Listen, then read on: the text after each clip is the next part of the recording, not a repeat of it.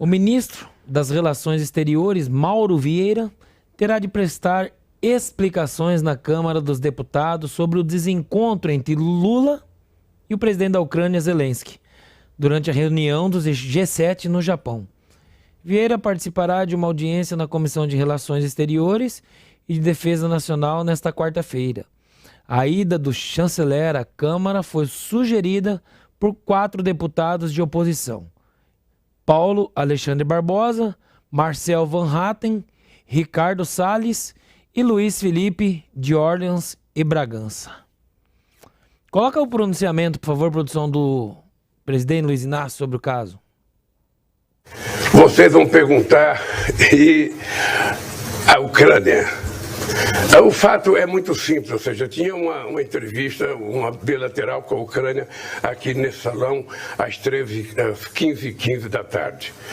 Nós esperamos e aí ficamos recebendo a informação que eles tinham atrasado. Enquanto isso, atendi o presidente do Vietnã. E quando o presidente do Vietnã foi embora, a Ucrânia não apareceu, certamente teve outro compromisso, não pôde vir aqui. Foi simplesmente isso que aconteceu. Põe, por favor, produção, o vídeo do Zelensky, do presidente da Ucрania. Лідерами, але у всіх є свої якісь графіки. Я думаю, через це ми не змогли зустрітися з бразильським президентом. Вибачте, але ви розчаровані, що вам не вдалося знайти часу і з ним зустрітися? Це вас розчарувало? Я думаю, це його розчарувало.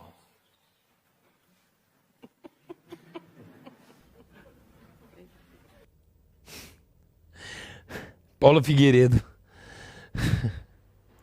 Só essa desculpinha que o Lula deu. Você sabe o que é mitomania, não? Quando o cara não consegue parar de mentir. Um tique que ele tem, uma mania? Esse é o diagnóstico clínico do Lula. E essa mentira foi pega, né? Tem uma reportagem hoje da revista Oeste. Um abraço aí para todos os meus queridos amigos da revista Oeste, fazem um trabalho espetacular, mas dizendo assim, ó, durante a entrevista coletiva, Lula disse aos jornalistas da Ucrânia que o Zelensky se atrasou e não apareceu para o encontro supostamente marcado por ele às 15h15.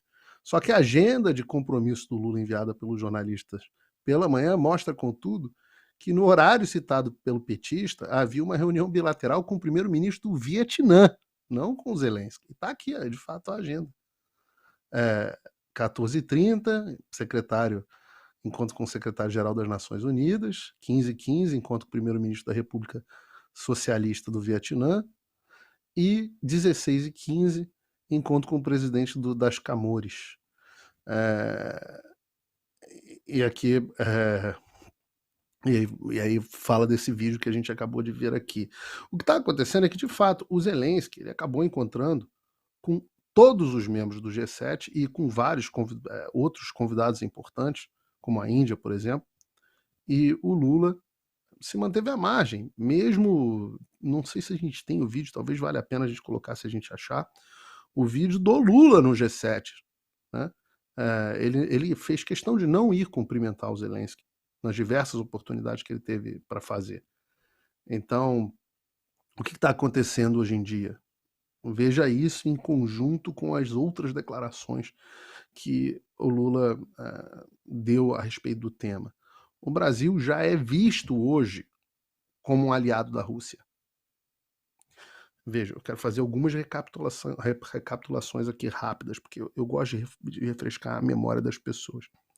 Quando começou a guerra na Ucrânia, o presidente Bolsonaro foi muito criticado por adotar uma postura meio dúbia. Ele manteve o Brasil fora do conflito. Falou, ó, isso é um conflito regional. Mas, ao mesmo tempo, ele fez elogios ao Putin. Então, isso foi visto como uma postura dúbia. O PT, por outro lado, teve uma postura absolutamente clara. A postura do PT naquele momento foi de apoio à Rússia. A nota do PT, o partido do presidente da República, do presidente Lula, a nota do PT foi de apoio à Rússia. Claramente. Então, não é surpresa que o Brasil seja hoje visto como aliado da Rússia. O partido do presidente apoiou a Rússia abertamente. Depois o Lula ficou dizendo que ia resolver com, se não fosse uma cerveja, 2 cervejas, se não fosse tu, ia chamar os pro bar, ia resolver tudo com cerveja. Não veio a picanha, não veio a cerveja e não veio a solução para a guerra. O que está acontecendo é que o Brasil está sendo cada vez mais visto como um país que apoia o injustificável. Eu sei que tem um pedaço da direita brasileira e da direita americana também que tem um certo amor pelo Putin, acha que ele é um defensor do conservadorismo contra o globalismo, não sei o que. A gente não tem nenhum mocinho nessa história. Tem nenhum mocinho nessa história. Certamente o Olavo ainda falando de segunda vez que eu vou falar do professor Olavo hoje aqui, né? Mas ele tem um vídeo onde ele avisa, o Putin vai se fazer de defensor do Ocidente para pegar trouxa. Ele vai se fazer como defensor do Ocidente, não, dos valores conservadores do cristianismo para pegar trouxa. O Putin é um camaleão, ele já foi um grande defensor também do globalismo. Ele é um camaleão, ele se ajusta ali no que for necessário politicamente para ele naquele momento. No final das contas, os americanos estão hiper decepcionados com a postura do Brasil. E você vê o despreparo da esquerda americana, né, na condução das relações internacionais. Porque eles falam assim, e falaram abertamente, poxa, mas o Brasil, a gente apoiou tanto, os democratas falando, a gente apoiou tanto o Brasil e a democracia brasileira, a Rússia não fez nada, agora os Estados Unidos, agora o Brasil se alinha à Rússia e não aos Estados Unidos. E ao que eu sempre falo é o seguinte para os democratas americanos, ora, se vocês são anti-americanos, porque a esquerda é anti-americana pela essência, a esquerda americana é anti-americana e odeia os Estados Unidos. Vocês imaginam que o PT, que é anti-americano por essência e alinhado com a Rússia por essência, nasceu com inspiração russa, vocês acham que eles não vão ser anti-americanos? De forma que a grande política de que o Brasil ia voltar a ser amado, que o Lula prometeu que o Brasil ia voltar a ter amigos, é hoje o Brasil se alinhando a um punhado de párias, como o Irã. Nem a China adota uma postura atualmente tão simpática à Rússia quanto o Brasil. Esse é o resultado da política externa do faz o L. Então, o que dá para vontade de dizer para os americanos e para a comunidade internacional que fez de tudo para colocar o Lula no poder é: faz o L. Façam L. Obrigado, Paulo Figueiredo. Eu já convido para o comentário o Lucas Pavanato.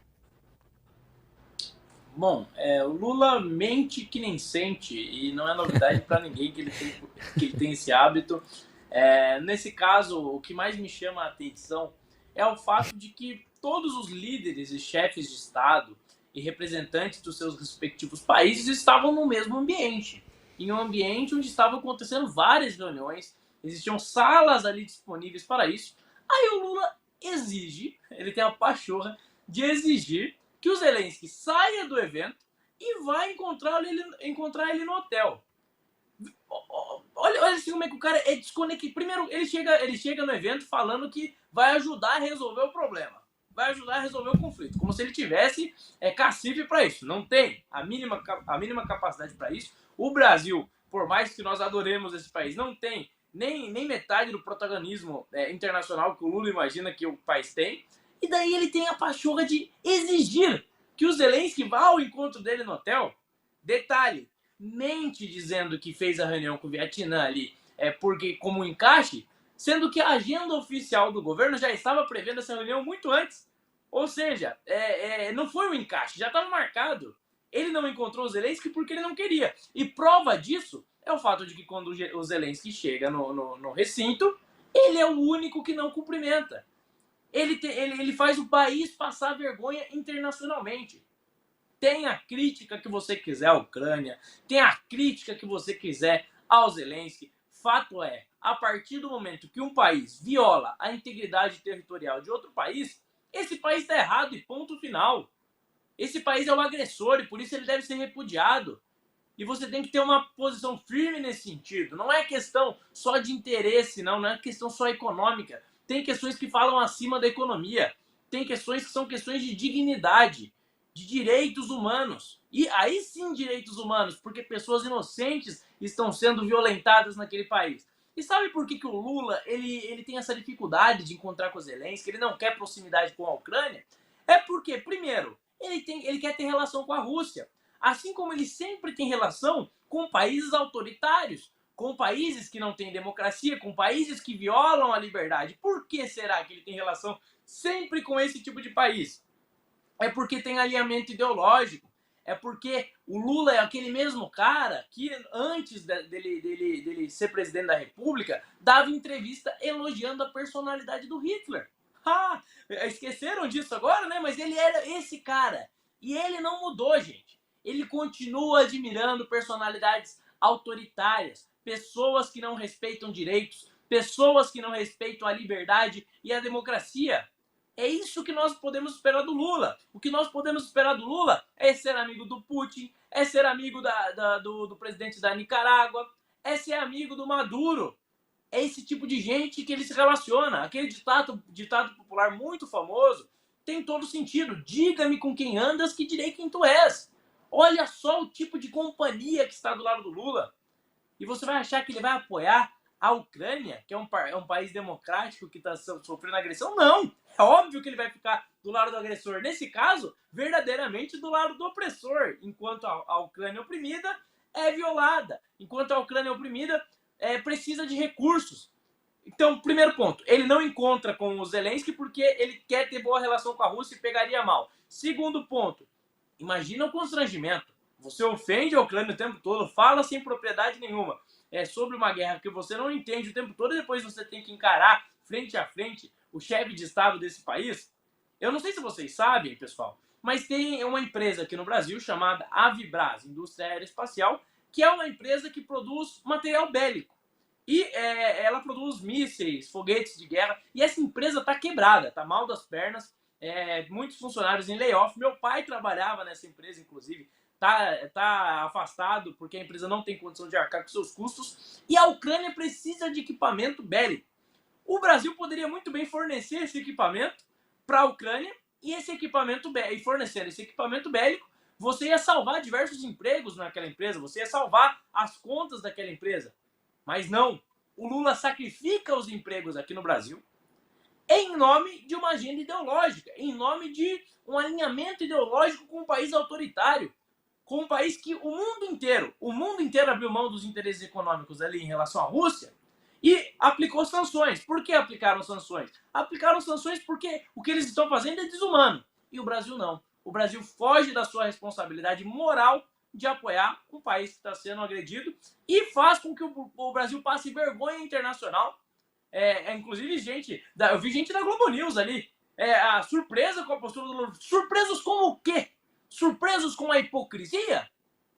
É esse tipo de gente que o Lula é esse tipo de gente que ele sempre foi.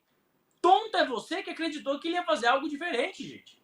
Tonto é você. E agora faz o L, engole o choro, porque vocês colocaram um cara autoritário no poder. Porque vocês colocaram um cara no poder que não tem nenhum compromisso com valores morais.